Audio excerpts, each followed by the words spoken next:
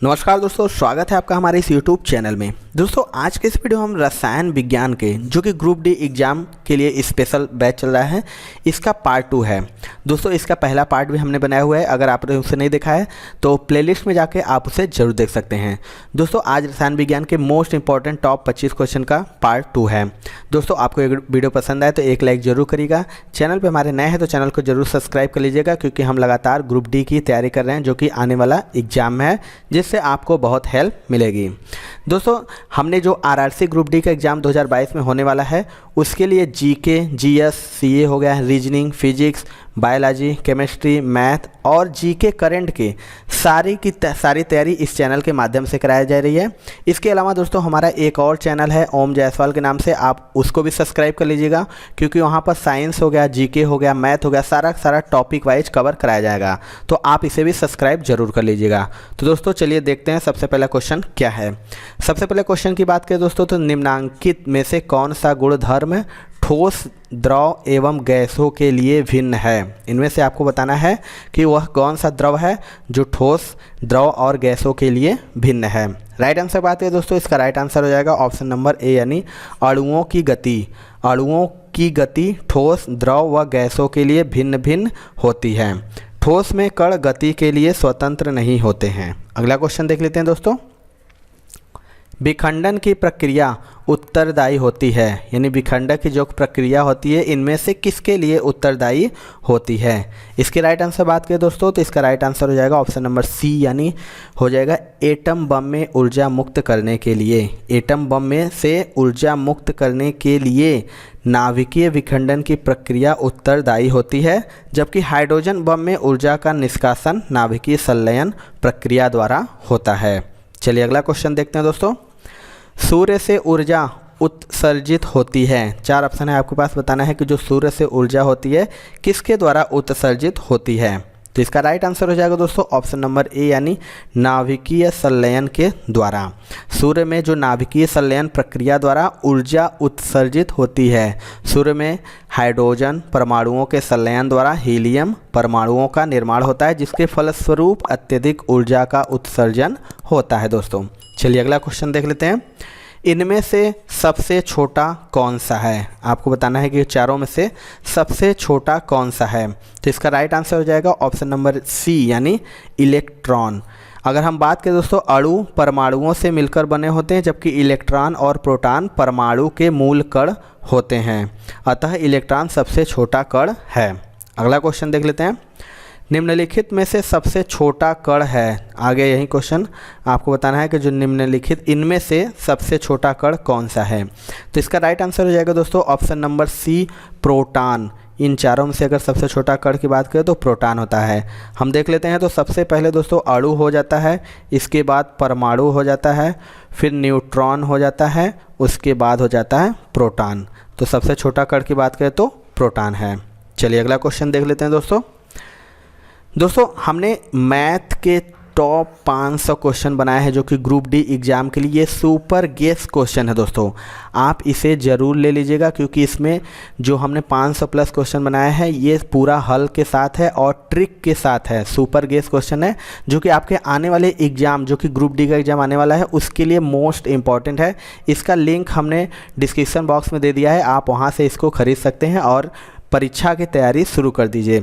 इसके अलावा दोस्तों हम जीके टॉपिक वाइज, जो कि 70 प्लस टॉपिक महत्वपूर्ण टॉपिक है, कोई ऐसा टॉपिक नहीं होगा जो इसमें नहीं होगा। उनसे संबंधित सारा का सारा डिटेल के साथ हमने ये ऑल इन वन जो है बनाया हुआ है टॉपिक, आप उसे ज़रूर खरीद लीजिएगा। ई बुक है जो 70 प्लस टॉपिक है, कोई भी टॉपिक जो होगा इससे अलग नहीं जाएगा, तो आप इसे खरीद कर इससे तैयारी शुरू कर दीजिए, जिससे आपको किसी भी और चीज़ की पढ़ने की ज़रूरत नहीं पड़ेगी। तो चलिए दोस्तों अगला क्वेश्चन देख लेते हैं। अगला जो क्वेश्चन है दोस्तों, साधारण नमक का रासायनिक नाम क्या है? Most important and most repeated question है।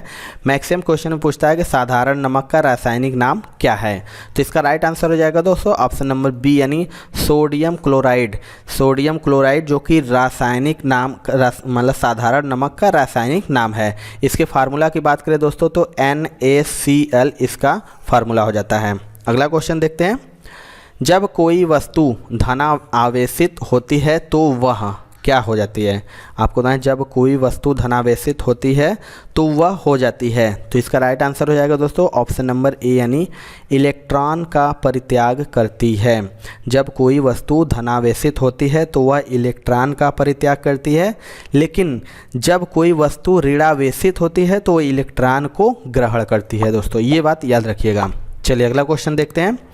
समभारिक क्या है? आपको बताना है कि जो समभारिक इनमें से क्या है। तो इसका राइट आंसर हो जाएगा दोस्तों ऑप्शन नंबर ए यानी समान परमाणु द्रव्यमान एवं असमान परमाणु क्रमांक, जिन्हें हम समभारिक भी कहते हैं। अगला क्वेश्चन देख लेते हैं। दो तत्वों की परमाणु संख्या समान है किंतु उनके गुण भिन्न भिन्न हैं, यह क्या कहलाते हैं? इनमें से आपको बताना है कि दो तत्व जिनके परमाणु संख्या समान है लेकिन उनके गुणधर्म भिन्न भिन्न है, तो उसे हम क्या कहते हैं? तो इसका राइट आंसर हो जाएगा दोस्तों ऑप्शन नंबर सी यानी आइसोटोप कहते हैं। दो तत्वों की परमाणु संख्या यदि समान हो तो इसे आइसोटोप तथा यदि परमाणु भार समान हो तो इसे समभारी कहते हैं। समान ऊंचाई पर स्थित बिंदु को आइसोहाइट तथा समान ताप को आइसोथर्म कहते हैं। इसको भी याद रखिएगा। अगला क्वेश्चन देख लेते हैं। नाभिक में प्रोटॉनों की संख्या और न्यूट्रॉनों की संख्या के योग को क्या कहते हैं? इनमें से बताना है कि जो प्रोटॉनों की संख्या और न्यूट्रॉनों की संख्या को क्या कहते हैं। तो इसका राइट आंसर हो जाएगा दोस्तों ऑप्शन नंबर बी यानी द्रव्यमान संख्या उसे बोलते हैं। जो नाभिक में प्रोटॉन और न्यूट्रॉन की संख्याओं के योग को द्रव्यमान संख्या कहा जाता है। चलिए अगला क्वेश्चन देखते हैं। उदजन यानी हाइड्रोजन परमाणु की न्यूट्रॉन संख्या क्या है? आपको बताना है जो कि हाइड्रोजन की परमाणु न्यूट्रॉन संख्या कितनी है। तो इसका राइट आंसर हो जाएगा ऑप्शन नंबर सी यानी 0 हो जाएगा। हाइड्रोजन का जो परमाणु में न्यूट्रॉन संख्या 0 होती है क्योंकि न्यूट्रॉनों की संख्या द्रव्यमान संख्या में से प्रोटॉन की संख्या घटाने से प्राप्त होती है। तो 1 - 1 हो जाएगा बराबर 0। अगला क्वेश्चन देख लेते हैं। निम्न में से किसकी अणु संख्या तथा अणु भार एक समान है? बताना है आपको। ये भी बहुत मैक्सिमम रिपीटेड क्वेश्चन है दोस्तों कि किसकी अणु संख्या तथा अणु भार एक समान होती है। तो इसका राइट आंसर हो जाएगा दोस्तों ऑप्शन नंबर ए यानी हाइड्रोजन की अणु संख्या तथा अणु भार समान होती है। अगला क्वेश्चन देख लेते हैं। नाभिकीय रिएक्टर में भारी जल यानी D2O का प्रयोग किस रूप में किया जाता है? मोस्ट रिपीटेड क्वेश्चन है दोस्तों और मोस्ट इम्पॉर्टेंट भी है। आपको बताना है कि जो नाभिकीय रिएक्टर में भारी जल किस रूप में किया जाता है इसका प्रयोग। तो इसका राइट आंसर हो जाएगा ऑप्शन नंबर ए यानी मंदक। जो कि नाभिकीय रिएक्टर में भारी जल न्यूट्रॉन मंदक के रूप में प्रयोग किया जाता है। चलिए अगला क्वेश्चन देखते हैं। भारत का प्रथम परमाणु रिएक्टर किस नाम से जाना जाता है? आपको बताना है कि जो भारत का प्रथम परमाणु रिएक्टर था वो किस नाम से जाना जाता है। तो इसका राइट आंसर हो जाएगा ऑप्शन नंबर बी यानी अप्सरा। अप्सरा के नाम से भारत का प्रथम परमाणु रिएक्टर जाना जाता है। BARC के नियंत्रण व निरीक्षण में भारत का प्रथम परमाणु रिएक्टर अप्सरा बना था। यह परमाणु रिएक्टर से परमाणु बिजली प्राप्त की जाती है। चलिए अगला क्वेश्चन देखते हैं।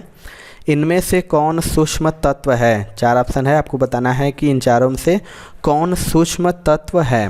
तो इसका राइट आंसर हो जाएगा दोस्तों ऑप्शन नंबर बी यानी हाइड्रोजन। हाँ, क्लोरीन की बात करें दोस्तों तो क्लोरीन, नाइट्रोजन एवं ऑक्सीजन की तुलना में हाइड्रोजन जो है वो सबसे सूक्ष्म तत्व है। अगला क्वेश्चन देख लेते हैं। हाइड्रोजन में एक इलेक्ट्रॉन लेकर हीलियम का विन्यास प्राप्त करने की प्रवृत्ति होती है। इस प्रवृत्ति की समानता रखता है। आपको बताना है इनमें से इसका राइट आंसर क्या होगा। तो इसका राइट आंसर हो जाएगा दोस्तों ऑप्शन नंबर डी यानी हैलोजनों से। हाइड्रोजन की यह प्रकृति हैलोजनों से साम्यता रखती है, जबकि फ्लोरीन, क्लोरीन हो गया, ब्रोमीन हो गया, आयोडीन आदि के समूह को हैलोजन कहते हैं। इस प्रकृति को इस प्रकार समझा जा सकता है दोस्तों। अगला क्वेश्चन देख लेते हैं। न्यूट्रॉन की खोज किसने की थी? मोस्ट इम्पॉर्टेंट क्वेश्चन है दोस्तों और मोस्ट मैक्सिमम एग्जाम में पूछता है। कि न्यूट्रॉन की खोज किसने की थी। तो इसका जो राइट आंसर हो जाएगा दोस्तों ऑप्शन नंबर ए यानी चैडविक। न्यूट्रॉन की खोज की बात करें तो इनकी खोज चैडविक ने 1932 यानी 1932 में की थी। न्यूट्रॉन की बात करो तो यह एक उदासीन कण है और इसका परमाणु भाग में इसका प्रमुख भाग होता है। किसी परमाणु में न्यूट्रॉन की संख्या बराबर परमाणु भार माइनस परमाणु क्रमांक होता है। चलिए अगला क्वेश्चन देख लेते हैं। निम्नलिखित में से कौन सा विभाज्य नहीं है। इन चारों में से बताना है कि कौन सा विभाज्य नहीं है। तो इसका राइट आंसर हो जाएगा दोस्तों ऑप्शन नंबर डी यानी इनमें से कोई नहीं है। तो अगर हम विभाज्य की बात करें दोस्तों तो अणु, परमाणु तथा मिश्रण सभी ये जो तीनों हैं ये विभाज्य हैं। अणु का विभाजन परमाणु में और परमाणु का विभाजन मूल कणों में, इलेक्ट्रॉन, प्रोटॉन और न्यूट्रॉन में होता है। मिश्रण का विभाजन उसके घटकों में संभव है। चलिए अगला क्वेश्चन देख लेते हैं दोस्तों। क्वार्टज का रासायनिक नाम क्या है। मोस्ट इंपॉर्टेंट ये भी क्वेश्चन है दोस्तों। बताना है कि जो क्वार्टज है उसका रासायनिक नाम इन चारों में से क्या होगा। तो इसके राइट आंसर बात करें दोस्तों, इसका राइट आंसर हो जाएगा ऑप्शन नंबर डी यानी सोडियम सिलिकेट। क्वार्टज की रासायनिक नाम की बात करें तो सोडियम सिलिकेट हो जाएगा। फार्मूला की बात करें दोस्तों तो Na2SiO3 इसका फार्मूला हो जाता है। चलिए अगला क्वेश्चन देख लेते हैं। पदार्थ के आणविक भार की गणना खाली स्थान का मापन करने की जा सकती है। आपको बताना है पदार्थ की जो आणविक भार की गणना किसके मापन के द्वारा की जा सकती है। चार ऑप्शन है, इसमें से जो राइट आंसर हो जाएगा दोस्तों ऑप्शन नंबर बी हो जाएगा वाष्प की सांद्रता। किसी पदार्थ का अणुभार उसकी वाष्प सांद्रता के 2 गुने के बराबर होता है दोस्तों। चलिए अगला क्वेश्चन देख लेते हैं। CaOH किसका रासायनिक सूत्र है। मोस्ट इंपॉर्टेंट ये भी है क्वेश्चन दोस्तों। CaOH किसका रासायनिक सूत्र है। तो इसका जो राइट आंसर हो जाएगा दोस्तों ऑप्शन नंबर बी हो जाएगा स्लैक्ड लाइम। CaOH जिसे हम बूझा हुआ चूना भी कहते हैं दोस्तों, इसे क्या कहते हैं, बूझा चूना का कहते हैं, का रासायनिक सूत्र है। अगला क्वेश्चन देखते हैं दोस्तों। इलेक्ट्रॉनों की खोज निम्नलिखित में से किसके द्वारा की गई थी। मोस्ट इम्पॉर्टेंट ये क्वेश्चन है दोस्तों। इलेक्ट्रॉनों की खोज किसके द्वारा की गई थी। तो इसका राइट आंसर हो जाएगा दोस्तों ऑप्शन नंबर सी यानी थॉमसन के द्वारा। इलेक्ट्रॉन की खोज की बात करें दोस्तों तो 1897 ईस्वी में जे थॉमसन ने की थी। इलेक्ट्रॉन जो कि किसी परमाणु का मूल कण है, इस पर इकाई ऋणावेश होता है तथा इसका द्रव्यमान की बात करें तो 0.005 AMU होता है। चलिए अगला क्वेश्चन देख लेते हैं दोस्तों। इलेक्ट्रॉन क्या है। अभी पढ़ा इलेक्ट्रॉन की खोज किसने की थी, आपको बताना है इलेक्ट्रॉन क्या है। इन चारों में से बताना है कि इलेक्ट्रॉन क्या है। तो इसका राइट आंसर हो जाएगा दोस्तों ऑप्शन नंबर बी यानी इलेक्ट्रॉन जो कि एक बीटा कण है, जिसे हम बीटा कण भी कहते हैं। एक विशिष्ट प्रकार के रेडियो एक्टिव नाभिक द्वारा उत्सर्जित उच्च ऊर्जा एवं उच्च गति के इलेक्ट्रॉन या पॉजिट्रॉन है। अगला क्वेश्चन देख लेते हैं दोस्तों। 1899 ईस्वी में अल्फ़ा और बीटा पार्टिकल की खोज किसने की थी। ये भी मोस्ट इम्पॉर्टेंट है क्वेश्चन दोस्तों। इसकी 1899 में अल्फ़ा और बीटा पार्टिकल की खोज किसने की थी। तो इसका राइट आंसर हो जाएगा दोस्तों ऑप्शन नंबर ए यानी अर्नेस्ट रदरफोर्ड। अर्नेस्ट रदरफोर्ड नहीं, रेडियो सक्रिय किरणों को विद्युत तथा चुंबकीय क्षेत्र से प्रवाहित करके उनके विक्षेपण का रदरफोर्ड ने 1896 ईस्वी में अध्ययन किया एवं विक्षेपण की प्रकृति के आधार पर उन्हें अल्फ़ा, बीटा तथा गामा किरणें कहा है। अगला क्वेश्चन देख लेते हैं दोस्तों। लास्ट क्वेश्चन है ये दोस्तों। हैलोजन कांच पर प्रहार करती है। हैलोजन कांच पर प्रहार करती है। तो इसका राइट आंसर हो जाएगा दोस्तों ऑप्शन नंबर बी यानी फ्लोरीन। जो कि फ्लोरीन कांच पर प्रहार करती है, इसलिए हाइड्रोजन फ्लोराइड को कांच की बोतल में नहीं रखते हैं तथा हाइड्रोजन का उपयोग कांच की खुदाई यानी इसका उपयोग कांच की खुदाई अर्थात कांच पर लिखने के लिए भी किया जाता है। तो ये थी दोस्तों आज की वीडियो। आपकी वीडियो कैसा लगा कमेंट सेक्शन में ज़रूर बताइएगा दोस्तों। वीडियो अगर आपको पसंद आया होगा तो एक लाइक ज़रूर करिएगा दोस्तों। आपके लाइक से ही हमें मोटिवेशन मिलता है, जिससे हमको पता चलता है कि आपको वीडियो पसंद आ रहा होगा।